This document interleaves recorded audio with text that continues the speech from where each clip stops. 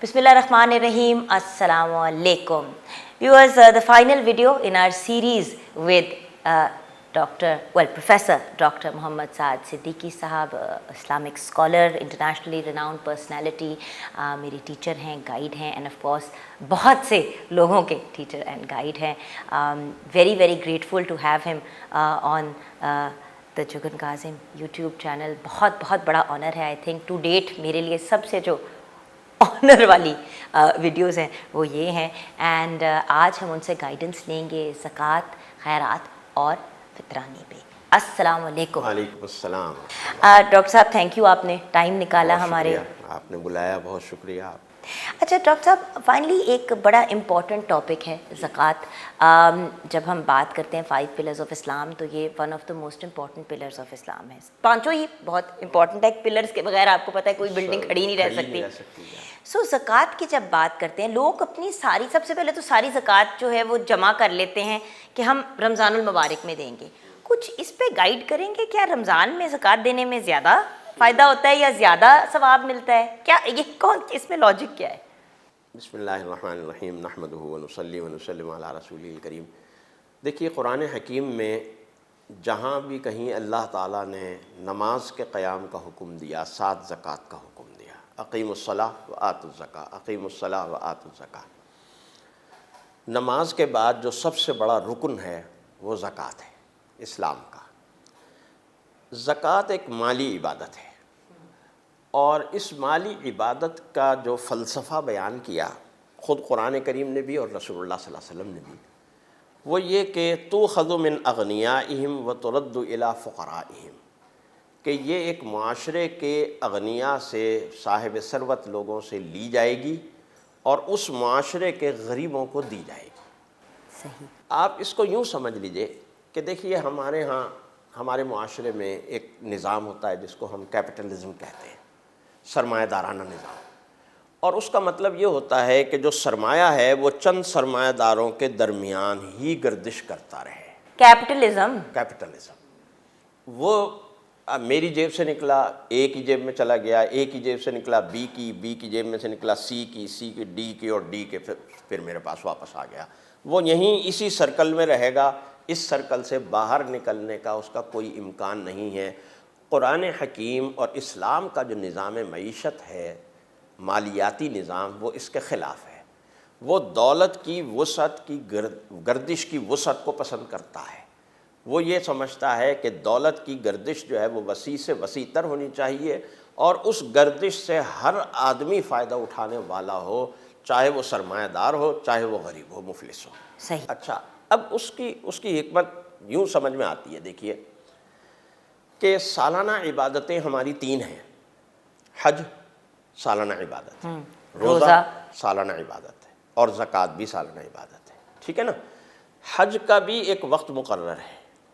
आप उसी वक्त पे हज कर सकते हैं, उसके अलावा आगे पीछे हज नहीं कर सकते. ठीक है. आप आज रमज़ानुल मुबारक में जी बड़ा अच्छा महीना है, बड़ा मुबारक महीना है, जाके मैदान अरफात में खड़े हो जाए, हज नहीं होगा. नहीं हो सकता. ठीक है. क्योंकि ये हज के दिन नहीं है.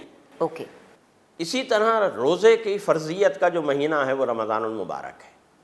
रमज़ान में ही रोज़े फ़र्ज़ हैं, रमज़ान के अलावा किसी महीने में रोज़े फ़र्ज़ नहीं है. हाँ, नफली तौर पर आप रखना चाहें तो रख सकते हैं, लेकिन it's not the same thing.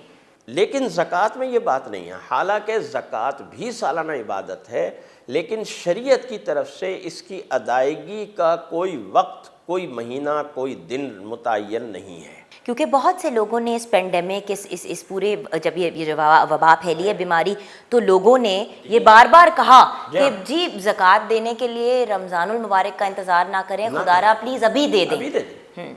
अच्छा, अब क्या है, मसला क्या है? देखिए, अगर जिस तरह रोज़े के लिए रमज़ानुल मुबारक का एक महीना मखसूस है, अगर अल्लाह ताला चाहता तो ज़कात के लिए भी इसी तरह एक महीना मखसूस हो जाता कि भाई फ़लाँ महीने में आप ज़कात देंगे, ज़िलहिज्जा में आप हज करेंगे, रमज़ान में आप रोज़े रखेंगे और फ़लाँ महीने में आप ज़कात देंगे. कोई भी महीना मुतय्यन हो सकता था बक़िया 10 महीनों में से. लेकिन ऐसा नहीं हुआ. क्यों नहीं हुआ? इसलिए नहीं हुआ कि अगर एक महीना मुतय्यन होता तो सारे ज़कात देने वाले उसी एक महीने में ज़कात देते और सारे ज़कात लेने वाले उसी एक महीने में ज़कात लेते اور جب وہ لیتے تو یہ سمجھ کے لیتے کہ بھئی اب بقیہ 11 مہینوں میں مجھے زکوٰۃ نہیں ملے گی، لہٰذا اسے میں بچا کے رکھوں۔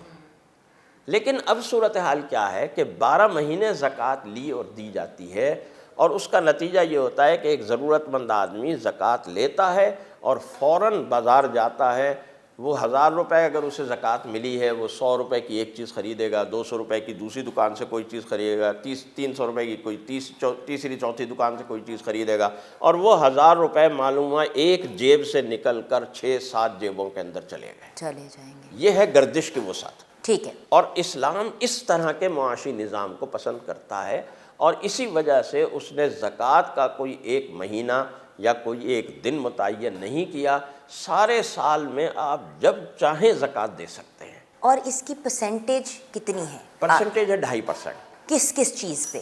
یہ اس میں یوں ہے کہ سونا اور چاندی، یہ تو دو ایسی چیزیں ہیں کہ یہ اگر آپ کے پاس سونا اگر ہے تو وہ 7.5 تولہ یا اس سے زیادہ ہے تو وہ نصاب ہے، اور اس پر سال گزر چکا ہے تو وہ چاہے آپ کے استعمال کا ہے، چاہے آپ نے ویسے ہی رکھا ہوا ہے، یا آپ کے کاروبار کا ہے، تینوں صورتوں میں اس سونے کے اوپر زکوٰۃ ہے اگر وہ 7.5 تولہ سے زیادہ ہے۔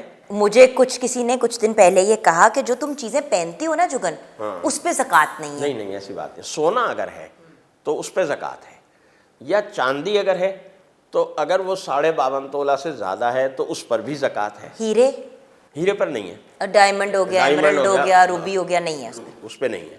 پتھر ہیں، ہیرے ہیں، ان پر کوئی زکوٰۃ نہیں ہے اگر وہ آپ کے استعمال کی۔ اچھا، انکم پہ یہ میں جاننا چاہوں گی، اور سیونگ پہ؟ وہی میں آ رہا تھا ابھی۔ اچھا، اس کے علاوہ اگر آپ کے پاس کیش موجود ہے، یعنی کیش سے میری مراد یہ ہے کہ بینک میں پیسے پڑے ہوئے ہیں، سال بھر سے پڑے ہوئے ہیں، تو اس پر بھی زکوٰۃ ہے۔ اصل میں یہ تینوں چیزیں ایک ہی ہیں، یعنی یہ سونا، چاندی، روپے، یہ تین الگ الگ چیزیں نہیں ہیں، شریعت کی زبان میں یہ تینوں نقد ہیں۔ نقد ہے، یہ تینوں چیزیں نقد ہیں، لہٰذا ان کے اوپر زکوٰۃ ہے، چاہے یہ آپ کی تجارت کا مال ہے یا آپ کی ضرورت کے لیے پڑے ہوئے ہیں۔ اچھا، اب آپ آئیے اور چیزوں کی طرف، جو اور چیزیں آپ کے گھر میں ہوتی ہیں۔ نہیں، جیسے کہ گھر ہے، گھر ہی کی بات کریں، اگر گھر آپ کی رہائش کا ہے، آپ کی ضرورت کا ہے، اس پر کوئی زکوٰۃ نہیں ہے، چاہے وہ کتنا بھی بڑا ہو، چاہے جتنا مرضی بڑا ہو۔ ٹھیک، لیکن آپ نے اپنا گھر اپنی رہائش کے لیے بنایا ہے، چاہے وہ آپ کی رہائش کی ضرورت سے زیادہ بھی ہو، آپ کو چاہیے 3 کمرے، آپ نے اسے بنائے ہوئے 5 کمرے، تو اس پر کوئی زکوٰۃ نہیں۔ گاڑی بھی اسی طرح ہے، آپ کی ضرورت کی چیز ہے، آپ کی ضرورت میں استعمال ہوتے ہیں۔ لیکن اگر آپ نے 15 گاڑیاں رکھی ہوئی ہیں، 15 گاڑیاں چاہے 20 گاڑیاں رکھی ہوئی ہوں، لیکن جب آپ نے اپنی ضرورت کے لیے اور گھر کے یا کاروبار کے استعمال کے لیے رکھی ہوئی ہیں تو وہ مال تجارت نہیں ہے، وہ آپ کا اپنا ذاتی مال ہے، اس پر زکوٰۃ۔ البتہ مال تجارت پر زکوٰۃ ہوتی ہے۔ اگر آپ گاڑیوں کا کاروبار کرتے ہیں تو پھر آپ دیں، چاہے 2 گاڑیاں ہوں، پھر 2 گاڑیوں میں بھی زکوٰۃ ہے، اس لیے کہ وہ کاروباری، وہ مال تجارت ہو جاتا ہے، مال تجارت پر زکوٰۃ ہوتی ہے۔ اچھا، اگر گھر میں جیسے جانور رکھے ہوئے ہیں، گائے رکھی ہوئی ہے، بکریاں رکھی ہوئی ہیں، اس کا بھی یہی ہے کہ اگر آپ کا جو کیٹل فارم ہے وہ کاروباری ہے، کہ آپ اس سے کاروبار کرتے ہیں، جانور لیے بیچ دیے، یا جانور لیے اس سے دودھ بیچ دیا، وہ آپ کا ایک مال تجارت بن جاتا ہے، اور اس پہ پھر زکوٰۃ ہے۔ اچھا ڈاکٹر صاحب، اب آئے ایک سوال کہ زکوٰۃ کن کن لوگوں کو اپلائی کرتی ہے؟ اس پہ آئی نو ہے تو بہت کلیئر انسٹرکشنز، لیکن کبھی کبھی لوگ کہتے ہیں کہ بھئی اگر کسی نان مسلم کو بہت ضرورت مند ہے تو دے دو، اس کو زکوٰۃ دے دو، تو تھوڑا سا اس پہ کلیئرٹی دے دیں کہ پھر زکوٰۃ، خیرات، ان دونوں میں۔ اصل میں بات یہ ہے کہ چونکہ رسول اللہ صلی اللہ علیہ وسلم نے یہ بات فرمائی کہ تُؤْخَذُ مِنْ أَغْنِيَائِهِمْ، اہل ایمان کے اغنیاء سے لی جائے گی۔ ظاہر ہے زکوٰۃ آپ لیں گے کس سے؟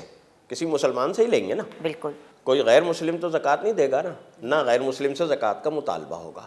لہٰذا یہاں اغنیائہم، ان کے اغنیاء یعنی ان کے مال و دولت والے لوگ، یعنی مسلمانوں کے مال و دولت، ٹھیک ہے، اور انہی کے فقراء پر لوٹائی جائے گی۔ اس کا مطلب ہے کہ زکوٰۃ کی ادائیگی مسلمانوں ہی کو کی جائے گی۔ اوکے، یہ بات تو طے شدہ ہے۔ اب پھر اچھا، اب مسلمانوں میں کس کو دی جائے گی؟ اچھا، یہ بھی تو ایک مسئلہ ہے نا، اس پہ بھی تو کلیئرٹی، یہ بھی تو کلیئرٹی ہونی چاہیے نا۔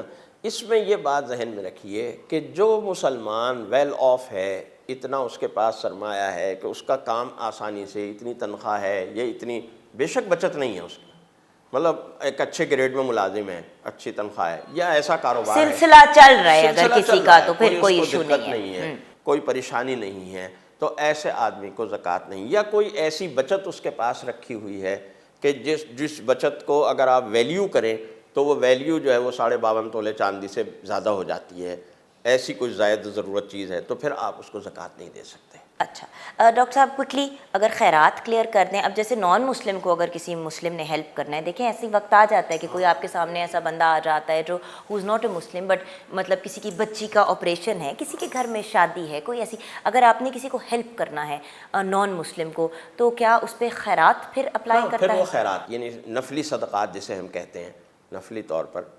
فائنلی فطرانہ جلدی سے ایکسپلین کریں. فطرہ کا مطلب ہے اصل میں یہ یوں وہ بات ہے کہ اسلام چاہتا ہے کہ غریب کو بھی آپ اپنے ساتھ شامل کریں. یہ غریب کو اپنی عید کی خوشیوں میں شامل کرنے کا ایک ذریعہ ہے کہ صدقۃ الفطر دیں, تاکہ ایک غریب آدمی بھی اپنے بچوں کے ساتھ ایک خوشی سے عید بنا سکے, ان کے لیے کوئی اچھے نئے کپڑے بنا سکے, یا کوئی ان کی خوشیوں کے لیے کچھ کر سکے. تو یہ صدقۃ الفطر ہوتا ہے. اور یہ صدقۃ الفطر جو ہے اس کی بھی 3-4 درجے ہیں, اور کوشش یہ کرنی چاہیے کہ جو اعلیٰ درجہ ہے کشمش کا, وہ کشمش کے حساب سے, وہ شاید اس سال, اب مجھے نہیں پتہ, ابھی تک کوئی ایسی شرح آئی نہیں ہے کہ جس سے یہ واضح ہو. انشاءاللہ کسی موقع پر وہ میں آپ کو شیئر کر دوں گا, تو آپ شیئر کر دیجیے گا اپنے ویورز کے ساتھ شیئر کہ بھئی کس طرح سے کس طرح کتنا صدقۃ الفطر بنے گا. Thank you so much doctor صاحب, آپ نے اپنے قیمتی وقت میں سے ہمارے چینل کے لیے وقت نکالا. بہت شکریہ آپ کا, آپ نے مجھے یہ موقع دیا کہ میں دین کی کچھ بات لوگوں سے کر سکوں, اور ظاہر ہے کہ میری درخواست ہے کہ دعاؤں میں مجھے یاد رکھیں, اور اگر میری کوئی بات اچھی لگے تو اس پہ عمل کریں, اور بری لگے تو معاف کر دیں.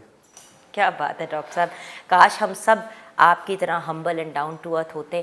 وہ کہتے ہیں نا ویورز, سب سے جو ہائیسٹ لیول آف انٹیلیجنس ہوتی ہے وہ یہی ہے, جو سب سے وائز بندہ ہوتا ہے, the greatest wisdom is in knowing that you know nothing at all. اور جب انسان اس پوائنٹ آف ویو سے آگے چلتا ہے تو انسان بڑا ڈاؤن ٹو ارتھ بھی رہتا ہے اور پازیٹیو بھی. تو اللہ تعالیٰ ہمارے بہت ہی پیارے ڈاکٹر صاحب کو اپنے حفظ و امان میں رکھے, اور ہمیشہ ان کو سیف اینڈ پروٹیکٹڈ رکھے. God bless you always doctor صاحب. So viewers, this is the end of our series with the great Professor Dr. Mohammad Saad Siddiqui صاحب. Take care of yourselves, اور ضرور بتائیے گا کہ ہماری یہ سیریز آپ کو کیسی لگی. آپ کی فیڈ بیک کا انتظار رہے گا. خدا حافظ.